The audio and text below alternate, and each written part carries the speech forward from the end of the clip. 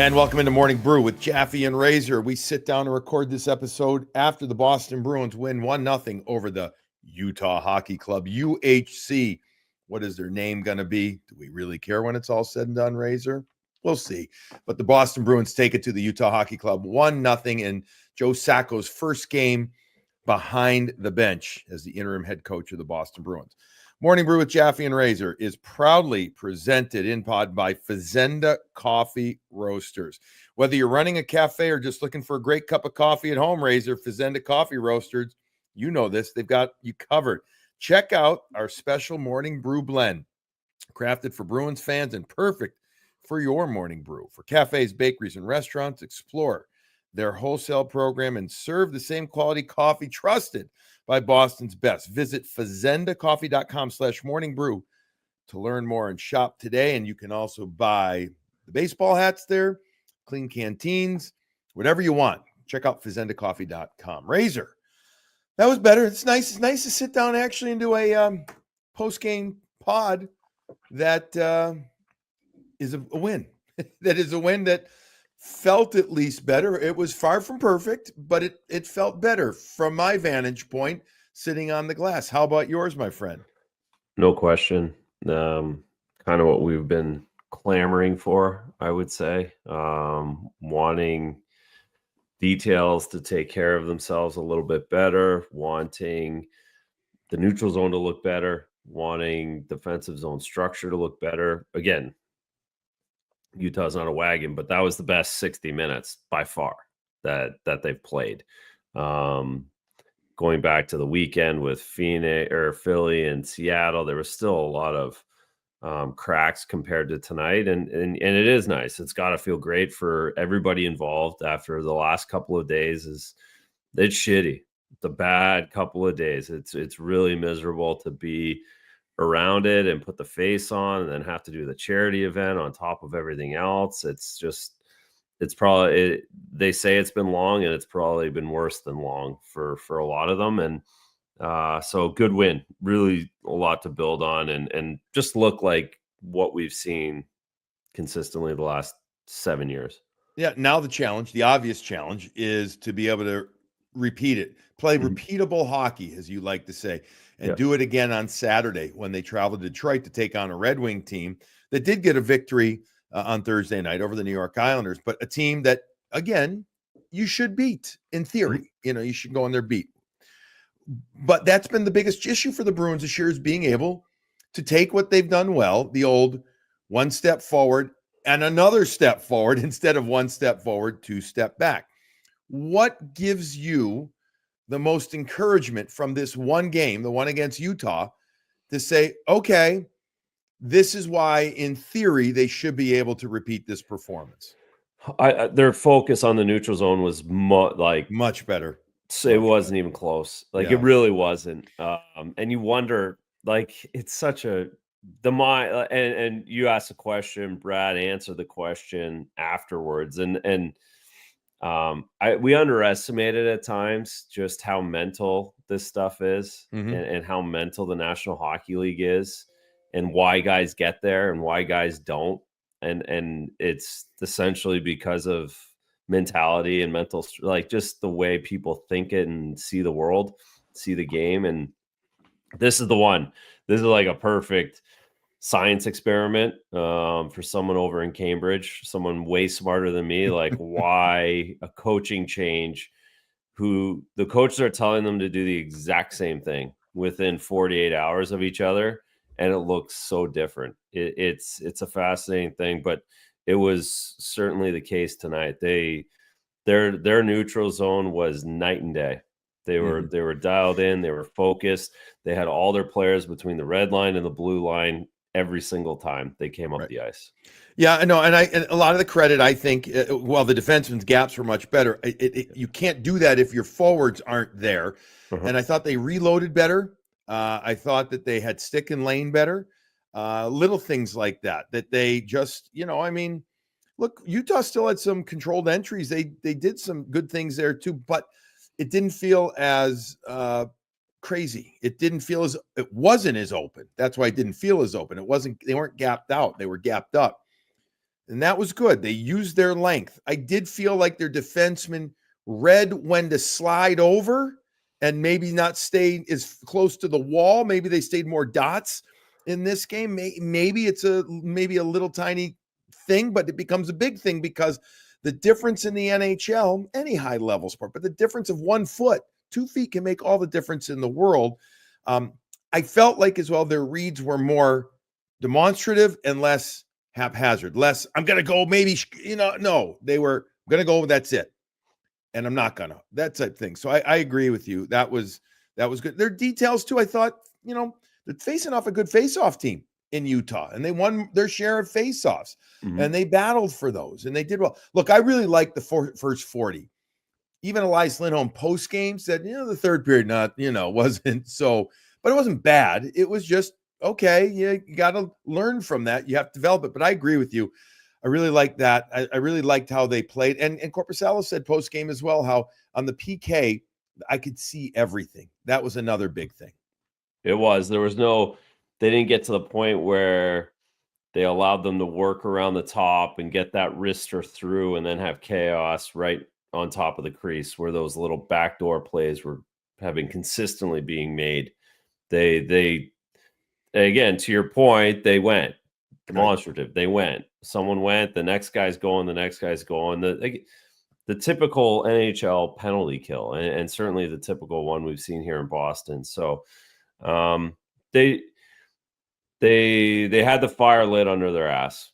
That's basically it. And the new voice or whatever was hanging them up, and however they were looking and thinking about what their jobs were changed enough, and it was noticeable. Joe Sacco delivers messages, I think, probably very different.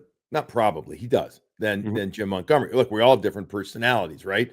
That's what makes for conversation. That's what makes for different ways of teaching. That's what makes for just whatever differences, right? I would call him Montgomery is, and even he talked about it, emotional. He can be very up and down, and he's this way, that way. Joe Sacco's, I don't see that.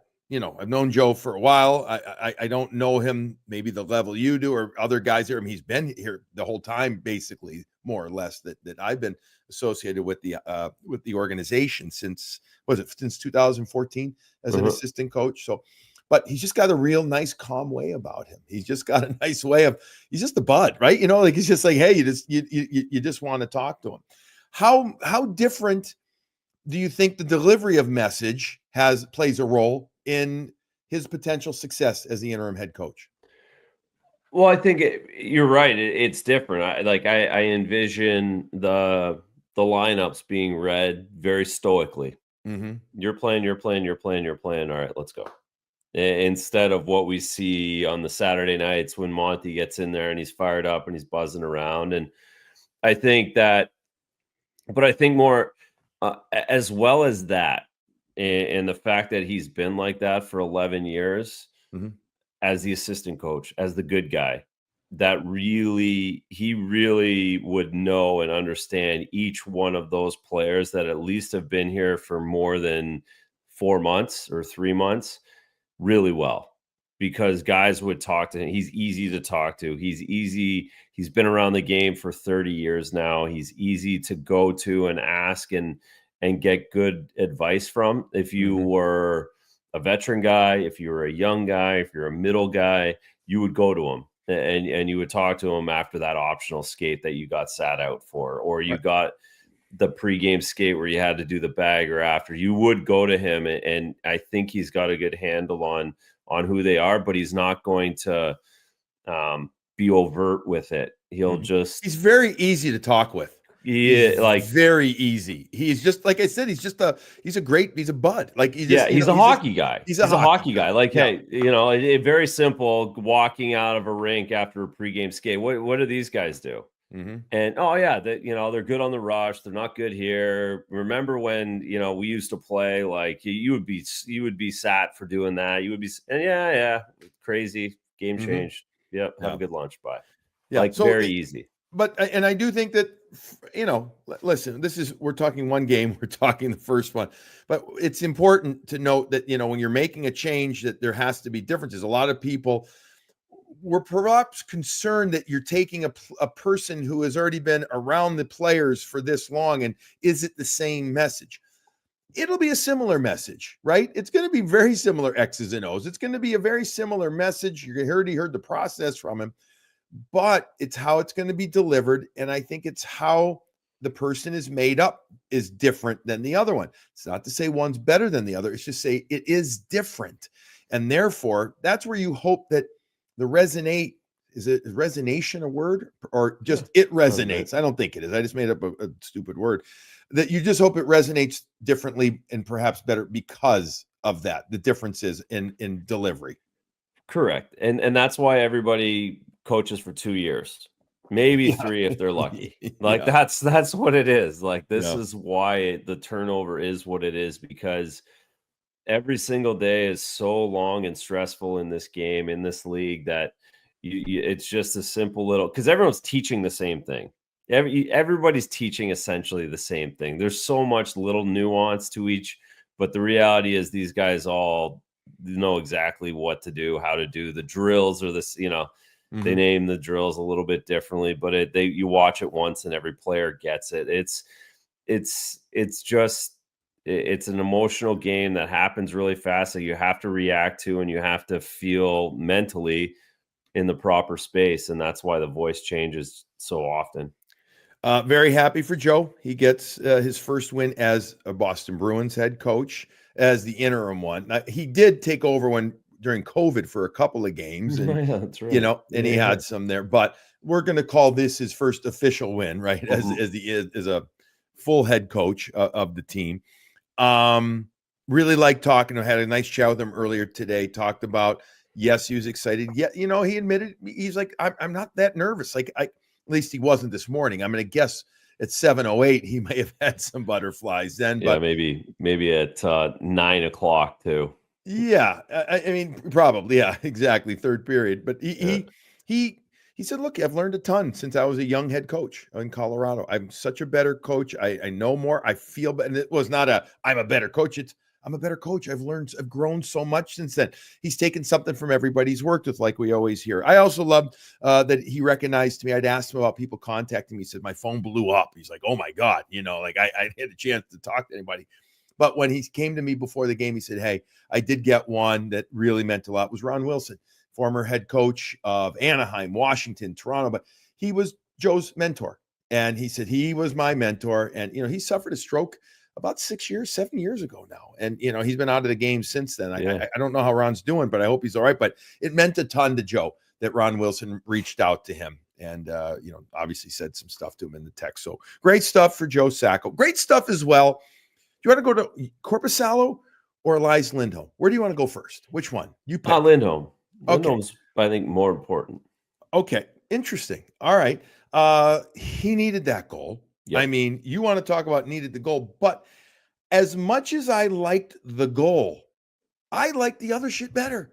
I liked the other stuff to his game. I mean, of course, I love the goal because that's the reward at the end for the other hard work, but I liked just the puck touches, the amount of times he was looking to be the bump, to get the puck in the bumper area. Now that's part of the pre-scout and they worked that, but he was there. He was moving. He was strong. He created power plays. He did stuff. He had a really good line in this game, Razor. I think he ended up being 10 wins, 9 losses in the faceoff circle. But he had 5 total attempts on net, 1 shot on goal, 3 had missed the net, 2. He played 19 minutes. The eye test again to me said to a player that was doing things the right way, and he got rewarded for it on that power play goal. Correct. And on top of all that, the light got shone on him and Zadorov most the last couple of days, right? Like they really got turned up. And big ticket. That's it. That's you sign the deal. Coach gets fired within 2 months of you signing that deal, and everyone else has been here for a while, and you're the new guy. And that's you're internally dealing with that. And I thought that was a great response from him in that he showed up tonight and really did what he does, which is a great 200-foot game, but then also was able to use the bumper. I thought when you were just going to say, when you said what I loved, I thought the fact that he touched it on the bumper 3 times before they scored on that shift for the first time all season ever as a Bruin I know. was like, oh, thank God. Right. And then you get rewarded with that. You get the entire net to put the puck into and get the relief. So it was just really good for him to have to, because he had to deal with that more than anybody this week. He really did, because that lights shone on the new guys the most. And hey, he came out and admitted the other day, I've not been good enough. I have to be better. He said this morning he's been changing routines a little this, a little that, trying to get a little quicker, a little faster. I don't know if he changed his pregame meal or whatever, but you do those kind of things to try and figure out a way to be successful. And to his credit, for one game, he was successful. Well, and it is one game, right? Like, you have to do it over and over again, but he's going to sleep better than he has in a while tonight. He's going to have a better practice tomorrow. He's going to enjoy the flight a lot more. Right. It starts to snowball. Yeah. Just that one little goal, the few little plays that we talked about, it snowballs real quick, because the next 3 days he's going to feel better about himself. And by the time he gets to Detroit, it's like 10 times better than what he felt going into tonight's game. You brought up Zadorov's name. What do you think of his game tonight? I'll give you his line real quick. Just 1951, 1 shot, 5 hits, a couple of giveaways, but a couple of takeaway and a block. I didn't think it was as good as Lindholm's. I think there's still times where you're like, defensive zone, why he's taking that route or where he's going, and there's the centerman's got that player. This, like, right, the defensive zone, we're so used to, Zach has got him. Don't worry. You don't have to go down and chase that guy on top of it. There was a play in the third period where Zach had the winger, whoever, the forward for Utah. Zadorov jumps. Now all of a sudden there's 2-on-1 below the goal line. They make a play out in front of the net. So I loved his physicality. I loved the hit in the first period. I loved his getting into people. I loved Utah chirping him doing the faces. Like, I think that's where he needs to be every night. That's going to take some energy for him. Like, that's important. That's what this team needs, I think. And then I think he needs to pull back and just stay inside the dots and just be there. Yes. Okay. Let's talk about that quickly. I think a lot of the D need to, and I think the team need to, but he is absolutely the number one guy to do less is more. And we talked about that the other night. Yep. And I talked to Joe Sacco about this too, but in general, they need to start layering up more again. I feel like they've gotten caught in Tweenerville, where they end up going, and I think this is part of the new kind of D zone as well. They're almost, it is kind of a swarm mentality, but not all 5 guys. It's been a second guy trying to close on them, and then it leaves areas open. Yep. And the Bruins usually didn't do that. They would have first guy steal, second guy layer, and then if the puck came loose, that second guy would be there to thwart that opportunity. Way too many times have we seen pucks get through bodies, and I feel like it's like one attacks and then one goes above that player in the D zone, and next thing you know, the middle is the ice is open or whatever. And Zadorov, I don't know if he's trying to reset his kind of defensive computer, so to speak. He's always been a bit of a Wild West player, though, right? I mean, that's just been his DNA. Yeah, we said it the day they signed him that we're going to get 2-on-1s. We're going to get some bad penalties. We're going to get that. And so it's just finding the balance. It's been too much. Yeah, I agree. Too much. Just. But it was better. I thought it was better. Better. I know you're talking, but I agree with the totality of the game. That term I like to use was good. It had presence, which is something I think is so important for a player that big. I just do. Yeah, and this is why we talked about, again, it's more of a playoff mentality, right? Like, and I know we're a long ways, but it's a mano a mano situation when you have a guy like that. That's what you have him for. Oh, perfect segue. Thank you. Mano a mano. Mark Kastelic. All right. Thank you, partner. Mark Kastelic had, I would say, a significant impact in this game for somebody who played 14 shifts, 753, 4 hits, just 1 of 3 in the faceoff circle, but 2 fights with Bortuzzo. And I had a chance to talk to Mark quickly after the game, after he did his media. Just, I said that second one was fire, man. I tried to pretend Yeah, like a young he kid. saw red on that one. Yeah, I'm like, that was fire. He said, he goes, yeah. I wasn't thinking about fighting, but I did not like that hit. And man, I just lost it. I'm like, wires crossed. Awesome. Now that's what has to happen right there. To Bortuzzo's credit, hey, he's a tough guy. He's been in the league a long time. Yep. And he gets his job and he does it. So both guys 6'4", Kastelic a little heavier than Bortuzzo, but big men going at it. But that second one, I thought in general, the first one was good, but the second one, because of the organic nature of it, the real, I'm just pissed, right? Yeah. That fired up the team, and guys in the team that we talked to post game admitted it. Oh yeah, that's like a 70s fight, right? Like you love the 70s fight, the 80s fight, where you're just angry people, right. and really actually want to fight, not for the money. And that's what that was, because Bortuzzo came. He tried to clip him. Yeah, and no question. He was mad.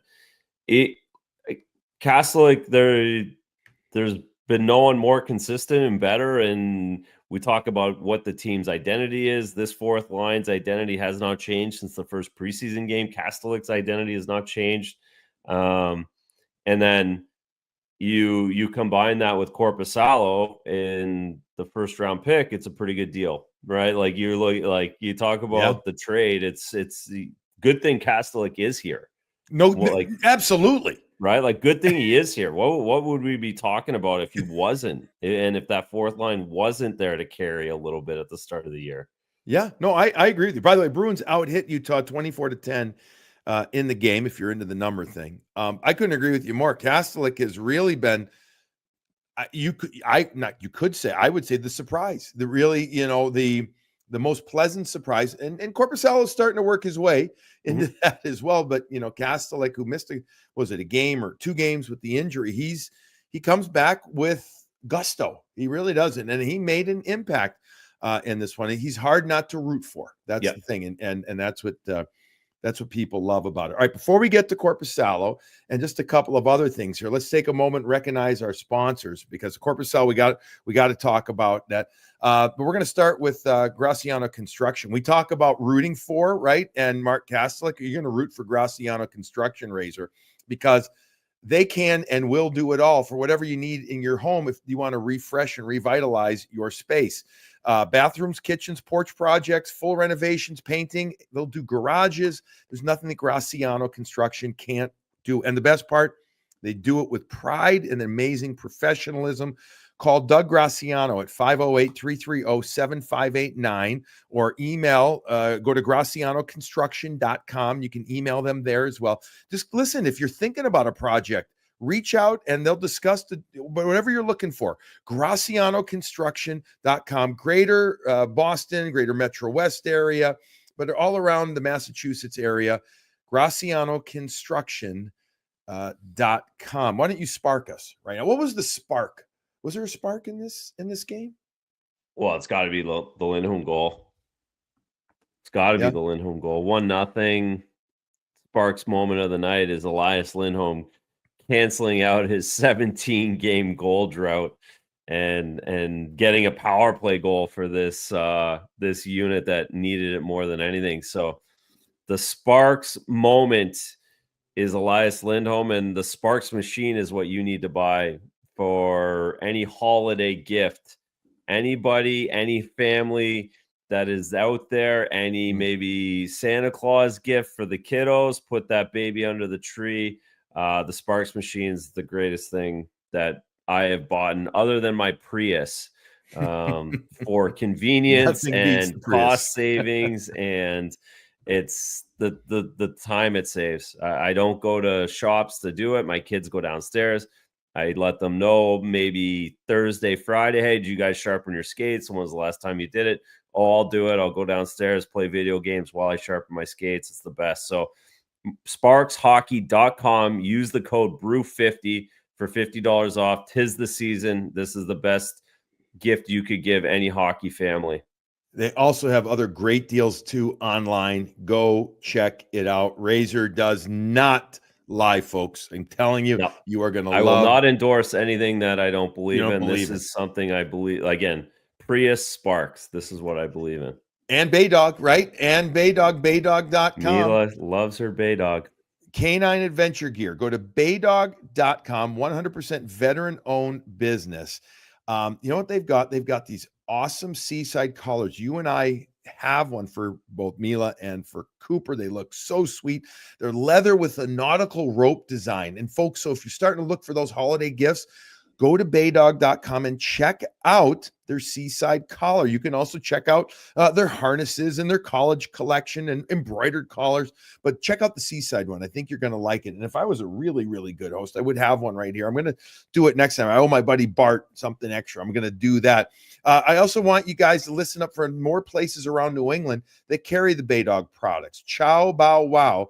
They've got locations in Winchester and North Andover. Pet Supply Outlet on Blanchard Road in Belmont, and then Agway on Cape Cod. They've got 3 locations, Orleans, Dennis, and Chatham, and they've been carrying Baydog forever. Use the promo code MBRU to get 15% off your entire first order.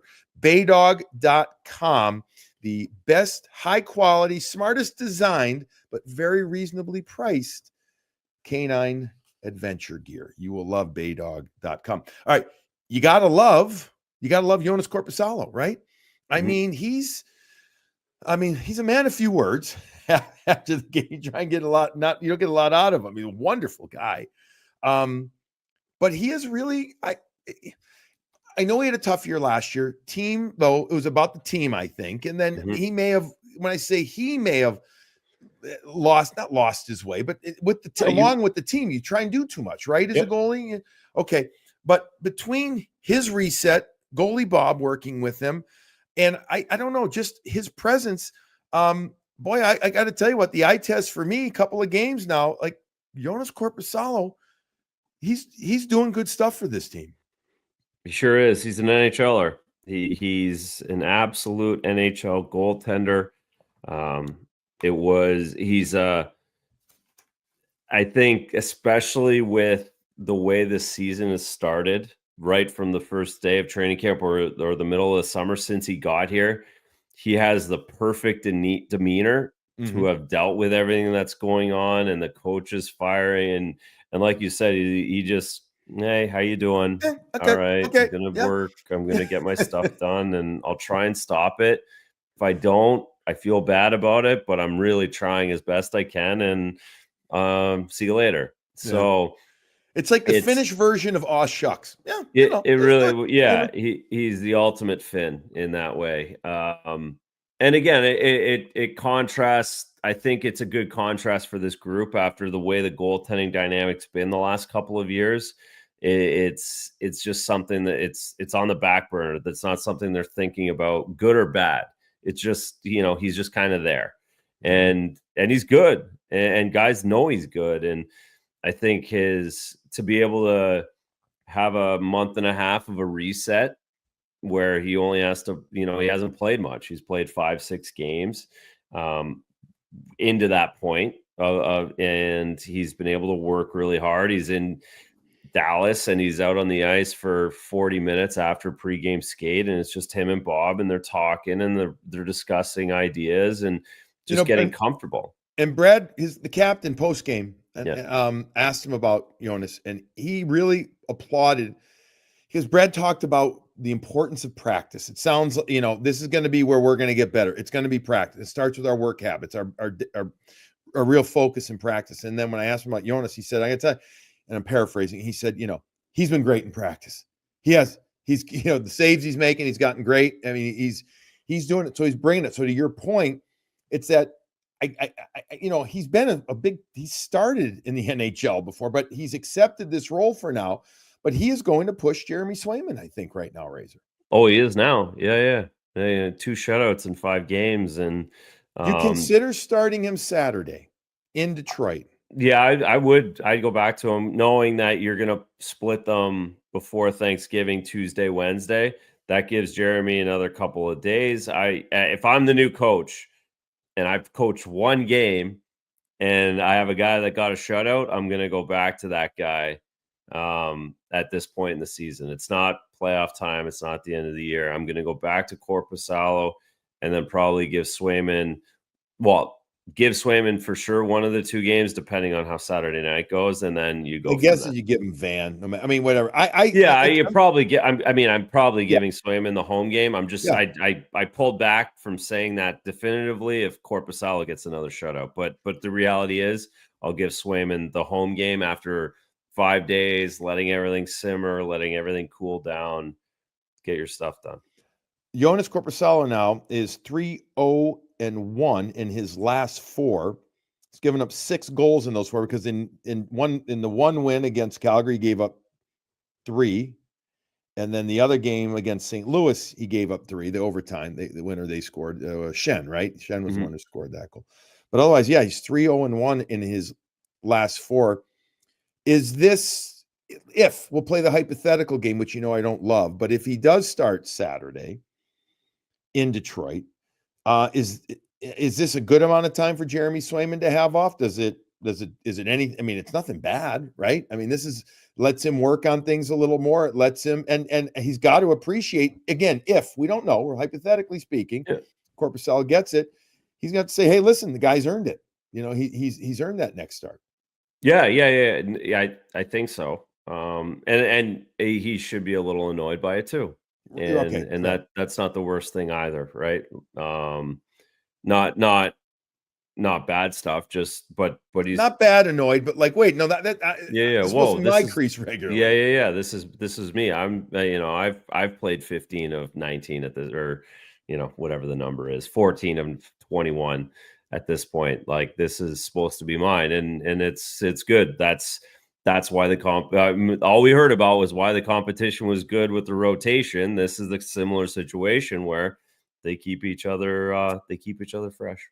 Elias Lindholm, by the way, I'm just bringing you is struggling right now. Yes, he is. Lost again tonight. And it's Ottawa too. It's not just Lean. It is Ottawa, and this was Ottawa. What the argument was with everyone wanted to say they'd made a terrible trade. Why'd they get Korpisalo? He sucks. No, Ottawa sucks. And they don't play defense. They don't play regularly. Defense. No, they don't have a good group to do it. They have defense that don't do it. They have forwards that don't do it. It's really hard to be a goalie if you don't get structure in front of you. We found that out here. We found that out in Ottawa. A couple of other things to go through. I liked Lowry's game. I did. I thought it was a very much more controlled game, more confident game. Played 1942. That was good. He was paired with Charlie McAvoy, who played 2308, had a nice line too. I liked Charlie's game. What do you think? Where are you at with Georgi Merkulov? He played 1242. He's playing power plays, getting opportunities. He was one unit, then he got moved to another unit. I mean, that's Sacco, and he switched. What have you seen enough to make a real kind of impression? I like the way he snapped it around on the first couple of power plays. I thought he was good in that. I thought he was moving it. He fanned on it, which you're like, I know, right? Like, you look at the coaches right after that, you're like, oh, don't fan on that dude. Like, yeah, that's AHL. And then or it's a Thursday morning skate at Ryan Rink, and we all fan on. No, you're not. You don't even have it on Thursday morning at Ryan. You kidding me? Oh shit! I fan on it. And then so no, I like, and then I don't know if you could see it, you might. He made a play with 9:30. I looked at it. It was 9:33 left in the third period. He made a backhand hope play to the front of the net, and Utah picked it up and went the other way. And I don't think he played after that. I said, like, oh, that'll be it for him tonight. Yeah. Because the turnover doesn't matter. Yes, it's worse in your own zone, but it can be almost just as bad on that play. Like, right. That's the play. Possession there. Yeah. It's 1-0. You don't go behind the net and throw it in front of the net. That's a breakout pass. You got to bring it up and at least get it back towards the net. That's what we teach our 11-year-olds or try to teach them. So beyond those two, like those two plays stick out to me first, Merkla, but the fact that he's like in the mix and, I think he's going to get an opportunity. The fact that he got played tonight, I think tells you that the coaching staff would like the new coaching staff would like him to take advantage. And he was good. Those two plays, despite that, notwithstanding that last play you talked about, I think he earned himself another opportunity on Saturday night to play, especially because the power play comfort, very important to have. They need more guys that are comfortable. By the way, the power play had 18 attempts. It was crazy. 18 shots, I beg your pardon. 18 power play shots in this game. The other line that I liked, and I wasn't really sure at first, and then I looked at his line at the end of the game. I'm like, shit, Pavel Zacha, not bad. 20 minutes and 27 seconds, 5 shots, another attempt, 11 for 14 in the faceoff circle. Yeah, he was legit tonight. Pavel. And then Geeky with the hit, open ice hit. David was good. Okay. Yeah. David, early in the first, he looked to shoot.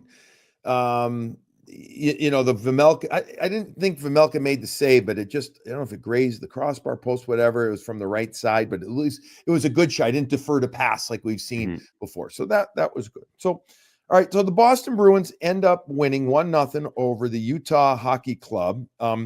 I did decide as well from ringside, and I said I like Utah's sweaters. I like their darks better than their light. I don't know why. I do. Not that anybody gives a crap, but I just, after watching them up close, I do. I mean, the lights are fine. They're clean. They're crisp, but I like the dark more. Something about. Okay. Again, not that anybody cares. No, they're good colors. They are good colors. I like the pants being all black. I don't know if there's like logos on them or something, but let me ask you this: as a goalie, I always wondered about this. Like when the Bruins go more all black and everything, doesn't bother you? Do you not pick up shots as much, especially further ones? Is there not a little bit of a what's the word I'm looking for? Not a screen, but no, you have a hard time picking it up. Yeah. No, I mean, I feel like there has to be at some level. Subconsciously, but again, it all goes back to they should be white on home ice and black. Oh, I agree. Road. No, I agree. But we could be here all night about that. Yeah. All right. Anything else we got to get to from this game? No, it was just nice to watch. Good energy and positive vibes. And I'll tell you what, man, it was nice. A, it was nice having a post-game interview. B, it was nice going into a locker room and not having to go to, to the captain, the first guy, like you always do. And actually tonight I said, it's nice to see you like this. And he's like, yeah, no kidding. It's all different way. All right. So Razor, we are off after Saturday's game. We are not doing that. And then we are actually not going to be able to do a show, folks, after the Tuesday and Wednesday game because Razor is traveling after Tuesday's game right away to Long Island. And so we can't do it. And then we're not going to record a show Wednesday before the Islanders game. But we are scheduled to record a very special brew early next week that we will put out there. So we will remind you via social media that we're not doing shows. Just understand it's just the schedule. And because Razor and I are splitting up some of the ringside duties right now, it impacts when we can record, when we can do things. So this is one of those situations, but don't worry. Next week, we'll have a special brew come out.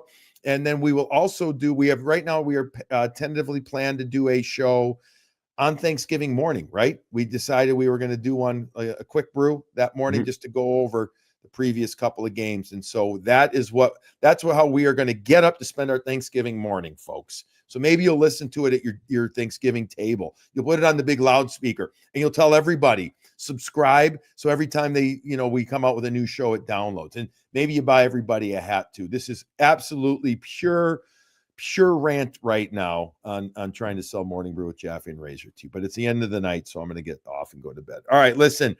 Razor, have a good weekend. I'm off to Detroit. I'll be in Detroit doing the game on Saturday. We'll talk to you from the road, and then we'll see you on Tuesday. Everybody, the Boston Bruins win 1-0 in the debut of interim head coach Joe Sacco over the Utah Hockey Club. They're back to 500. Let's see if they can make it 2 in a row on Saturday night. In the meantime, it's been kind of dreary out in the New England area right now. Go have yourself another cup of hot coffee.